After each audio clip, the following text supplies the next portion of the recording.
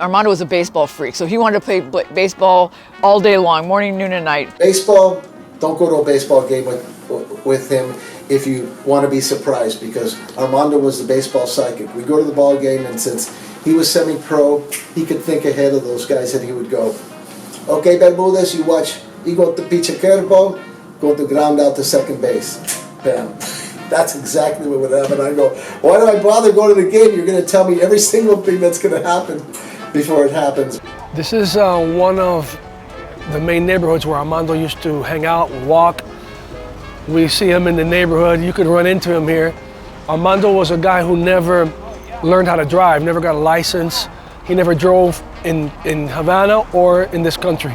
So he walked his whole life. He walked, and he walked a lot. He was an athlete, so he just walked. That kind of what made him stay in shape too. I'd say he'd walk maybe 15 miles a day. He would walk for miles and miles and miles, so you couldn't really keep up with him. You'd be tired, and if you walked with him, you better wear some tennis shoes. But he'd be dressed up. He'd have nice dress shoes and a suit.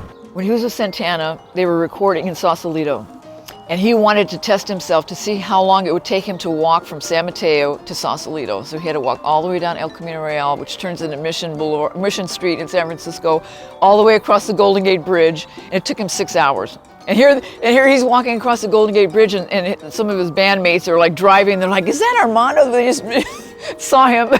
They're driving by, and there's Armando walking across the Golden Gate Bridge. He never wanted to drive. So walking was his hobby. He knew every shopkeeper around here. Everybody knew Armando. He just, and it probably prolonged his life, circulation and being a drummer, that upper body exercise.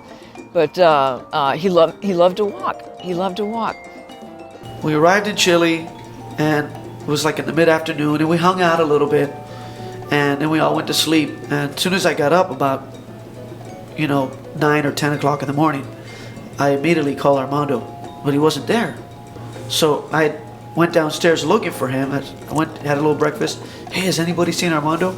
Oh, Armando, he already went out. So I was going to go back to my room, but here comes Armando back in. Perazo, I find all the stores. Shoe stores? Oh, yeah. Me and him are shopaholics. So I go, where? It's right over here. I go, what time did you get up? Oh, about 5 o'clock. He had been up already, walked the entire downtown area, and came back. But the downtown area was over 4 or 5 miles away. He walked over there and came back. And then he took me, and we walked the entire day because we had an entire day off. What are you looking for? He says. I said, a jacket. I know the place. He takes me to this place, a jacket place. There it is. Now what are you looking for? I want a good pair of shoes. I know the place. We walk down this big street. We make a right. We're in a smaller street. I think we go through here, through an alley, over a little cement wall, and lo and behold, there's a store there in the middle of nowhere. And this guy's selling some of the best shoes you can find in Santiago, Chile. He knew all the restaurants. Everybody knew him in the street, not only here in San Francisco, but in every major city in the world, because he toured all over for decades, all over the world. So if you happen to coincide with him in Madrid or Barcelona or London or Hamburg, wherever, he'd say, come on, let's go walk. We'd go walk. And he wouldn't get in a cab. We would walk across town to get to some certain restaurant that he knew about. He knew just how to get there. And when we'd walk in the door, the people would say, hey, Armando, how you doing? They knew him. So he was just a phenomenal kind of citizen of the world in that way. And this neighborhood right here, I think it was his favorite one to walk in San Francisco, here in North Beach. Armando and I loved Palm Springs. There's something magical. There's different. It's Indian country, and it's a magical place. And Armando and I love it down there. So anyway, middle of July, we're down there on vacation. Armando was tired of the air conditioning. It was bothering him, and he was just going stir crazy. He couldn't stand to be inside, for long stretches of time. So he said, I'm going to go walk. And I said, Armando, it's 120 degrees outside. I said, you're going to have a heat stroke or something's going to happen. He goes, no. So he poo-pooed me. I'm like, okay, fine, And so he takes off, and he's gone like maybe 15 minutes. And He comes back and he's standing in the doorway of our place, of the condo. And I said, Armando, come on in, what's the matter? And he goes, look at my shoe. And he lifted his shoe up and it looked like he had stepped in chewing gum, but actually the soles of his shoes had melted. He loved to walk. So we walked Europe completely and bought hundreds of pairs of shoes, which he adored. He loved shoes. Every place we went, I never saw Armando around the hotel after he hit the coffee shop. And he walked all over every city in America, Europe. And it was a good thing that he had what he called the shoe sickness, because he bought an awful lot of shoes in his time. He has kunga cases full of them. Armando's thing with shoes was phenomenal, and it's because he was an orphan, he didn't have shoes, so he ended up just buying shoes. It was like a fetish for him. He would go to get all around the world, wherever he'd go, he'd buy all kinds of shoes. And one day, I found that out because one day I was at his house, we were just talking out of the blue. He goes, what size shoes you wear? 11.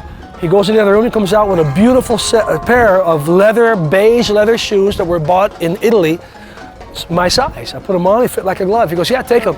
So he would buy shoes just because, even though knowing that they weren't for him, just buy them because it was a deal or he liked the shoes or whatever. And he had, his closet was full of shoes. He must have had 100 pair of shoes in the closet from the top to the bottom. This is where my theory comes in. This is where the shoe thing comes in. So you probably went through a lot of shoes. Well, the reason, Perazo, that I bought a lot of shoes, in my country, I don't have no shoes. The first thing I problem in my life was the day that I had money, I want to buy shoes that want to choose my brain. You know, Yeah, for free my dream. Because I don't have no shoes. you did. And so how many pair of shoes do you have now? Well, I had to, maybe 500. 500. That's a lot Most more. of which have never been worn. And this was true, man. I said, I want to buy me shoes like you never see. Yeah, it was for free my dream. You see?